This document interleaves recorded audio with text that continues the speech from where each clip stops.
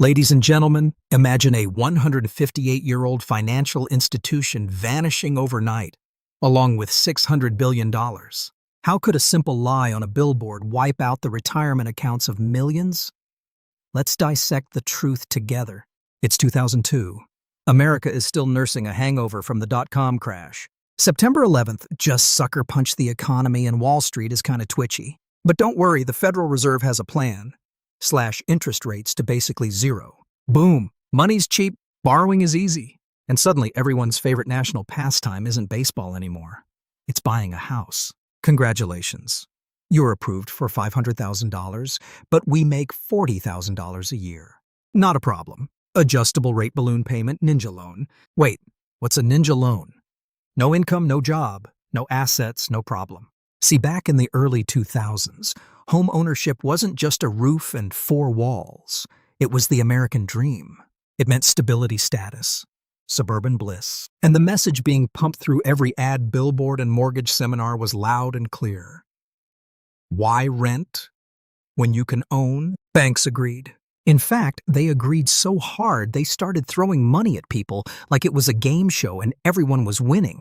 Enter the subprime mortgage. Translation loans for people with bad credit, unstable income, or a vague idea of what money even is. Bad credit, no credit, living in a van. You, sir, qualify for a luxury condo. Should I be worried about paying this back? Not your problem. If you default, we just sell the house for more. It was a housing gold rush, a frenzy. Everyone was buying. Prices skyrocketed. Your neighbor's house doubled in value in 6 months. Normal. Even McDonald's part-timers and baristas with $5 in savings are approved for mortgages. Just a normal day in the 2000s. And the rules? Oh, those got launched straight out the window. Traditional lending standards too slow. Risk assessments too boring. Down payments optional. If you had a pulse, you had a mortgage. People bought houses like ramen noodles. Lenders printed loans like monopoly money. Mortgage brokers made commissions faster than they could say bubble. Behind all the buzz was a blind faith that housing prices would always go up because they always had, until now. But beneath the open houses and granite countertops, a question lingered. What could possibly go wrong? Spoiler everything. But we're just getting started. By 2005, buying a house wasn't about stability anymore. It was about flipping it like a pancake and hoping the next buyer paid double. Real estate wasn't shelter, it was a lottery ticket. I teach phonics during the day and buy condos at night. I just bought my third house with zero down. I don't even live in any of them. Here's your latte. Sorry it took a minute. My bank just called and offered me another penthouse in Miami. This wasn't investing. It was a national obsession. Buy, flip, profit, repeat. And the more people joined in, the higher prices soared. The higher they soared, the more people rushed in. It was like trying to put out a fire by throwing gasoline at it, and everyone had a match. But beneath the red-hot exterior wrought, those subprime mortgages everyone was gorging on, they were bad. Like actually bad. High-risk, low-doc, barely verified debt. But Wall Street had a magic trick. They bundled all that junk together, slapped a label on it, and sold it to investors as safe. Introducing mortgage-backed securities now with 80% more lies. How do you make toxic loans look like gold easy? You get the ratings agencies to call them AAA. This one's got bankrupt baristas and unemployed gym bros. Seems all right. Here's the part they don't put on the brochure. The ratings agencies were getting paid by the banks they were rating. It's like hiring a food critic, then telling them they won't get paid unless they call your raw chicken Michelin-starred. Behind closed doors, the raters knew this bundle is a sack of... But Wall Street wasn't done cooking. They took those shaky mortgage bundles and blended them into something even more complicated. Collateralized debt obligations, CDOs. Through financial alchemy, garbage loans became investment-grade assets. Actually, not everyone was fooled. A handful of investors, oddballs, skeptics, troublemakers read the fine print. They saw the rot inside the boom. And instead of buying in, they asked a bold question. What if we bet against it? The problem? There was no product that let you do that.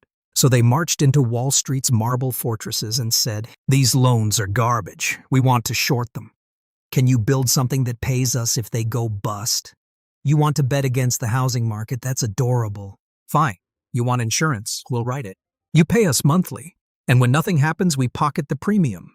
Everyone wins, especially us. I mean, it's not like the whole system's going to collapse, right? Wall Street smelled No easy money. problem at all. They didn't believe the investors, but they loved the idea of collecting steady fees on something they thought could never fail. So they got to work and cooked up the thing that would eventually blow up the world economy: credit default swaps, insurance contracts that paid out if those mortgage-backed investments went bad. The weird thing is, you didn't have to own the investment to buy the insurance. It's like buying life insurance on your neighbor's grandma and rooting for her to slip from the stairs tomorrow. The whole system was a Jenga tower made of lies and leverage. Every block a bad mortgage, every layer a bigger, riskier bet. And at the very top, cheers to another record bonus. Who needs ethics when easy money is flowing? Whistleblowers were ignored, regulators were dozing off, and the people in charge too rich to care, too greedy to stop. The party raged on while the floor quietly cracked beneath them. At first it was a whisper. A missed mortgage here, a foreclosure there, a condo in Vegas sitting empty. But then came the wave. And suddenly the unthinkable became the headline. Home prices are falling. Housing always goes up. It's basic economics. That's not supposed to happen. For years, the housing market had been a Jenga tower made of lies, leverage, and wild optimism. But in 2007, someone pulled the wrong block. The subprime loans, those risky, rotten deals wrapped in financial tinsel, started to implode, and the mortgage-backed securities built on them. Yeah, they were ticking time bombs, and they exploded. Banks that had stuffed their portfolios with safe assets suddenly realized they were holding radioactive garbage. The AAA-rated bundles, actually financial plutonium. We can't sell this junk then mark it to zero, but that means, yeah, we're screwed. Panic spread like wildfire. Hedge funds bleeding. Investment banks slashing billions in losses. And then boom! Lehman Brothers, a 158-year-old institution, gone. No bailout, no hero. Just a $600 billion crater in the middle of Wall Street. The message was clear. If Lehman can die, anyone can. Overnight, banks stopped lending to each other. Credit markets froze solid. It was like someone yanked the power cord on the global economy. I need a loan to make payroll. Sorry, no liquidity. What does that even mean? It means we're closed. Good luck, everything jammed. Families couldn't get mortgages. Businesses couldn't make payroll. Investors couldn't cash out. Retirees watched their pensions evaporate in real time. 401ks toast. Life savings gone. Job market vaporized. By late 2008, it was full collapse mode. Millions unemployed. Foreclosures through the roof. Eviction notices stacked like junk mail. Soup kitchens, a place where food is offered to hungry and homeless people, couldn't keep up. Unemployment offices looked like disaster relief camps. This wasn't just Wall Street burning. This was Main Street in freefall. And it didn't stop at the U.S. border. Iceland's major banks collapse. Tokyo stocks plummet. European leaders scrambled to respond. From London to Reykjavik, Tokyo to Sao Paulo. Markets crashed. Banks buckled. Global economies spiraled. The question was no longer who's next. It was, is the entire system broken? The Great Recession had officially begun. The U.S. government had one impossible choice.